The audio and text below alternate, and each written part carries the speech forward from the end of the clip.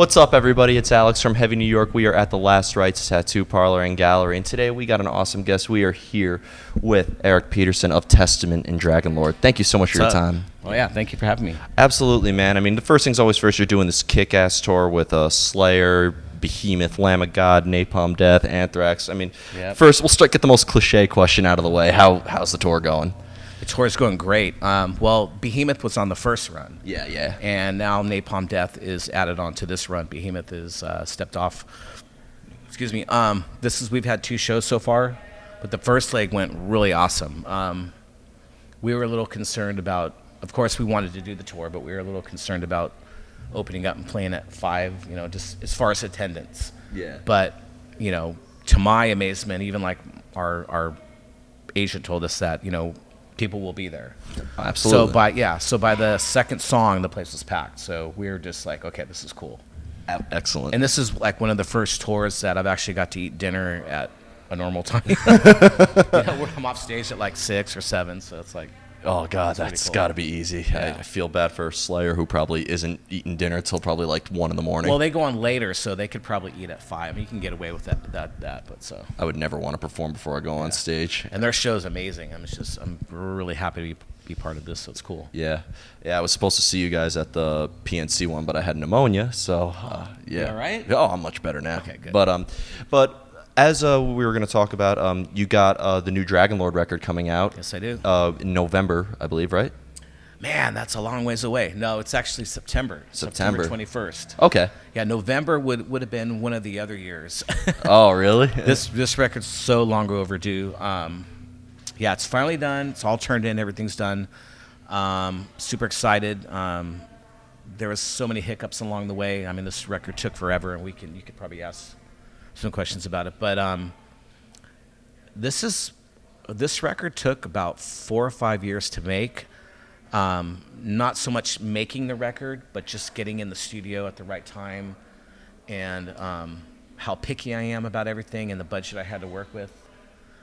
When you hear it, it sounds to me like the production of Testament or any other bigger band with the larger production. So what I'm trying to say is I didn't have that much to work with. I mean, I had a decent budget, but for what I wanted, was just, I had to pull some favors. Well, being that it took like 5 years, did any like changes like come to be? Oh my God, yeah. So I think 16 we had it mixed, and I had 2 songs to sing, and then I came back at the end of 16 and heard it, and my producer had some new mic pre's and some new this and new that, learned some new tricks from doing the new Machine Head, and he applied it towards the mix we had, and it blew away the other mix. So we're like, oh my God, now we have to remix it again. It was one of those records where you think, I think every musician, when you hear a record, or maybe half, you always go, man, I wish I could go back and just tweak that one part, or make that one part better. I got to do all that. Yeah. Wow. And it's not fun. Well, it's cool that you get to go back and do it, because now the record's going to be perfect. But when I listen to it, I'm very happy with everything I got. I mean, there's so many. At one point, I think there's like 50 things going on at once. Yeah. Like in the chorus, it should focus on the vocals and the main part. But there's violas, there's French horns, there's splishy splashies, there's the bass licks, and it's like, how do you do all that at once? And that's my producer is just going, dude, why did you do this? And I'm like, I don't know, sorry. I wrote the music first, so I wrote the music to be very epic, and I do the vocals last because I'm a musician first. Okay. Once I got the storyboard and explaining what the music's about through the lyrics, that became very important. And then it was like, now how do I fit all that on top of this beautiful landscape that I got? Because then we put it there, then everything else was gone. I'm like, but you can't hear that. And he goes, yeah, but you're doing this. And I'm just like, oh my God. But I think I got it right on this one. Awesome, definitely. Now I know that. Hey, you look confused. You're like, oh my God. Well, no. I mean, it's just crazy. It's crazy. It's crazy.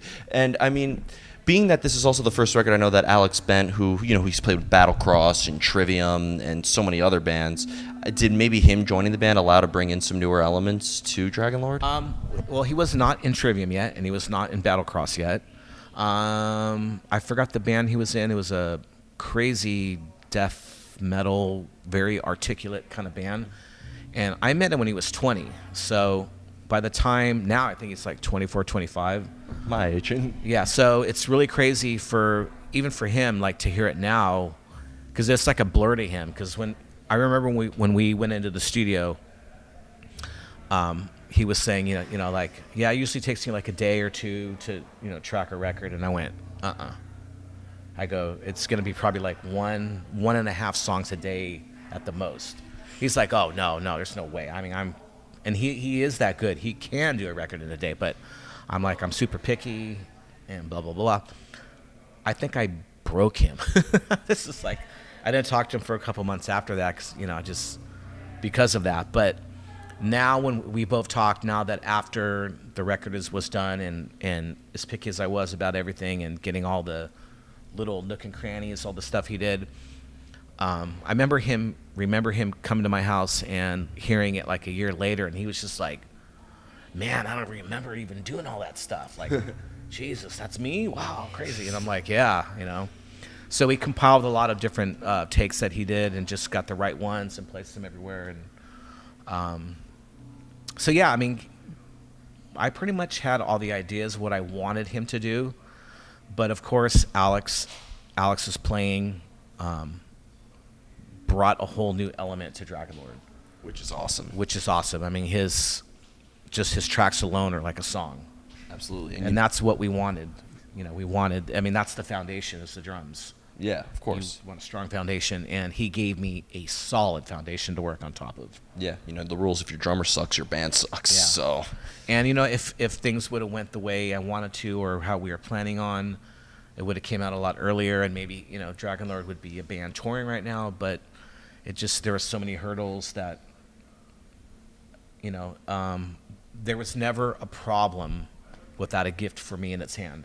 Wow. So it was like every time there was a hiccup, it was like, oh man, this is gonna suck. But there was always something else that was better that came with it. Okay.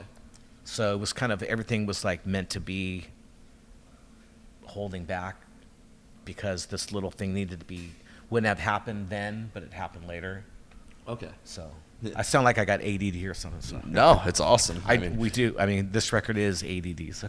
Absolutely. Now, I was curious for you on how different of a mind frame or songwriting process it is playing, because there's so many distinct differences between Dragonlord and Testament. It's like night and day. So I was curious for you, because you've been making records since 1983 and maybe even before that. And 87. Yeah, 87, really? Yeah. Wow. First record, yeah. Okay.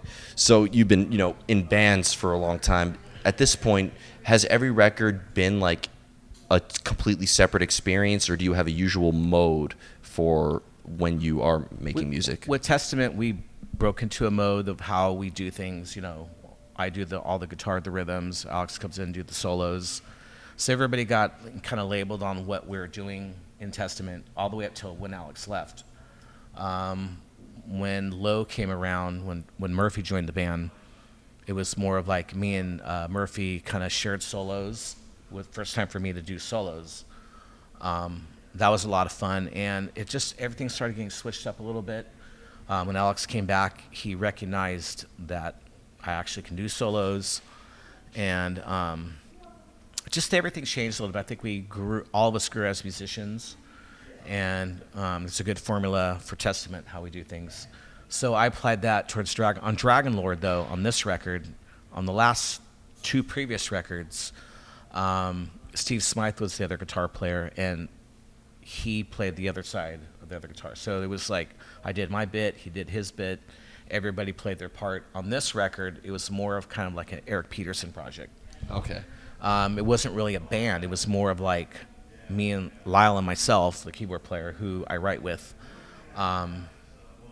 I did the bass, all the guitars, all the solos. And then we added, at the last minute, Leah, who's a Celtic singer from Vancouver. She's actually coming up right now. She's got her own stuff coming out. And that's another thing that was a problem that was like later, like wouldn't have happened unless there was a tardiness in the recording session.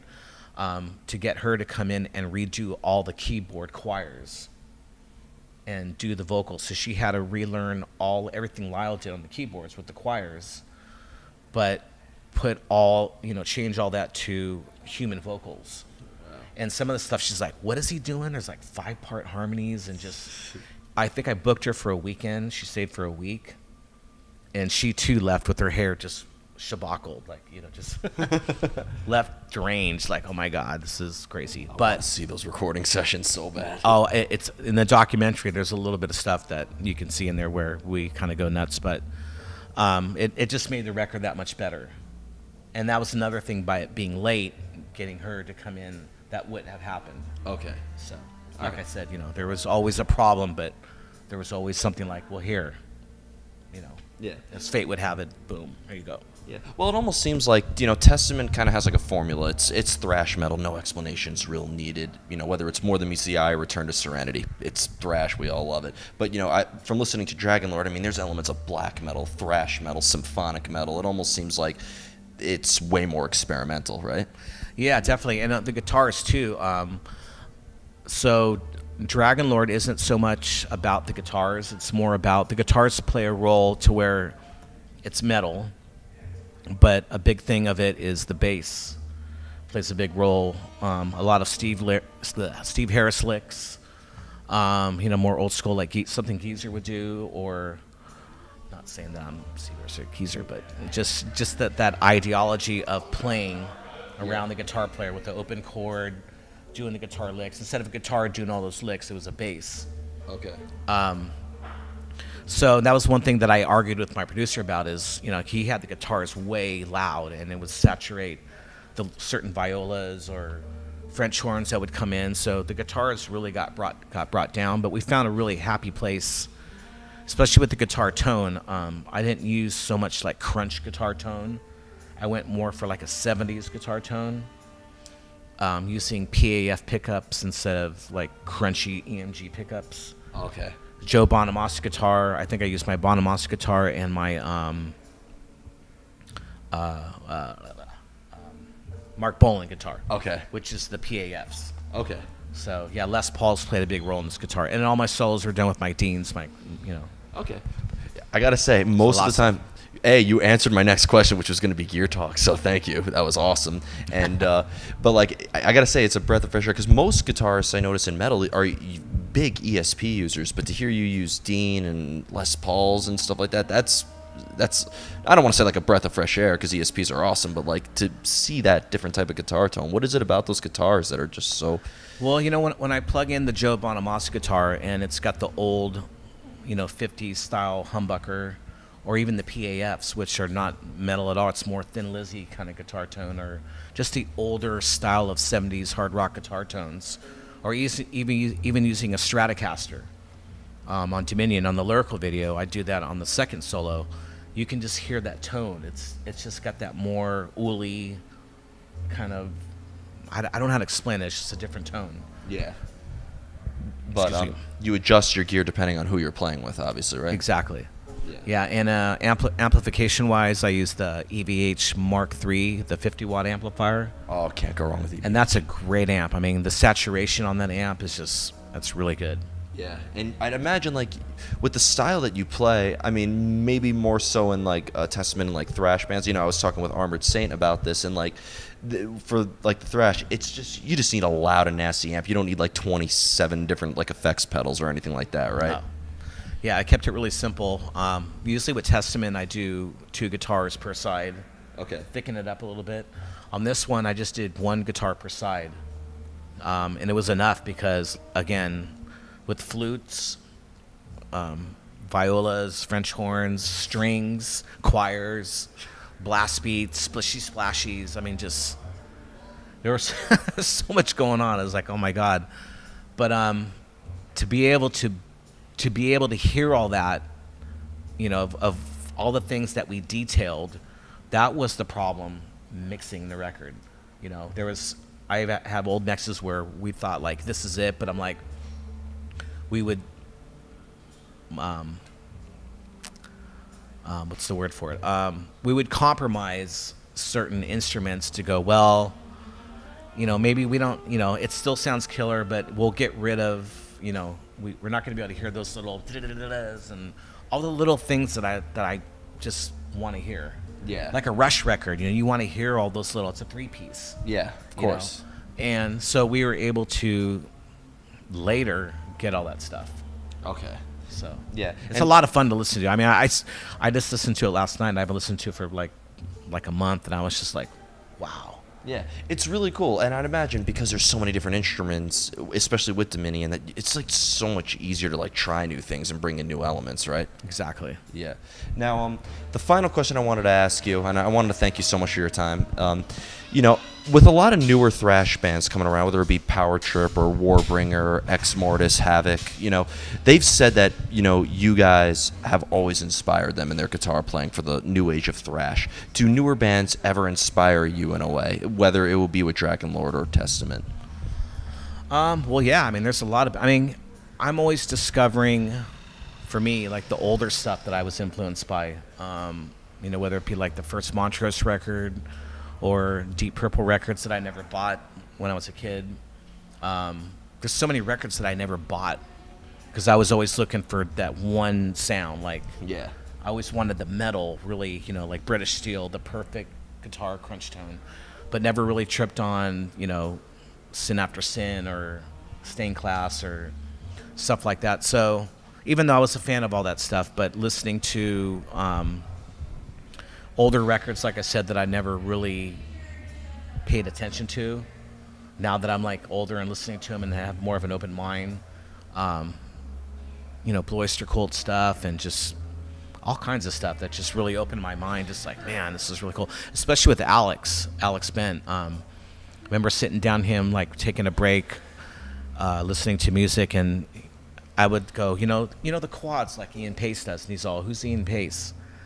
I'm like, you don't know who Ian Pace is? And he's like, he's all, no. And who's, I go, Deep Purple. He invented quads and triplets. And he's like, it was cool because, I mean, well, at the same time, he knows the Glenn Miller Band. He knows Coltrane and, Buddy Rich and all the old jazz guys. But metal-wise, he was more influenced by Nick Barker, Dave Lombardo, Pete Escovedo from... What's that band called? We'll do a cut there. Yeah. Morbid Angel, sorry. Oh, yeah. So those were his influences. So for me to go like, dude, check out 2112 live. You got to hear, 2112 live. And I don't think he ever heard that. And he was just like, wow. And even Lars, I mean, pointing out stuff, the cool stuff that Lars done. He probably knew more of the new Metallica stuff.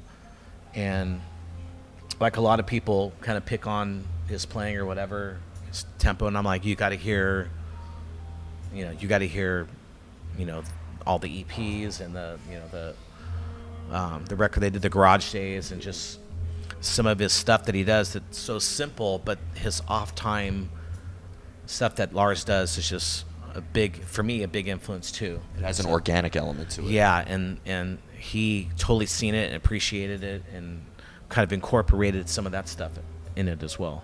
Awesome. So, again, I want to thank you so much for your time. Just before we go, the new Dragonlord record's coming out September, not November. Yep. September 21st. September 21st. You're obviously doing this tour right now with Slayer, Lamb of God, Anthrax, and Napalm Death. Yep. Now that Brotherhood of the Snake is also 2 years old, could we be expecting anything new with that as well? Testament will be working on a new record this fall. Hopefully we will have something out in mid-19. Okay. Yeah, we're scheduled already for festivals in the summer of 19. So, we could be expecting to hear something new at those festivals. Oh yeah, we're definitely on that. And then hopefully in the fall I'll be able to do some stuff with Dragonlord. The record will come out, and I'm planning on maybe doing some boat stuff. That'd be kind of cool. Maybe some festivals. See what happens. Awesome. All right. Well, Eric, it was great to see you, man. Everybody, we are here with Eric Peterson of Testament and Dragonlord. Pick up Dominion coming September. Catch Testament on the Slayer Farewell Tour with Lamb of God, Anthrax, and Napalm Death, and we'll see you next time. See ya.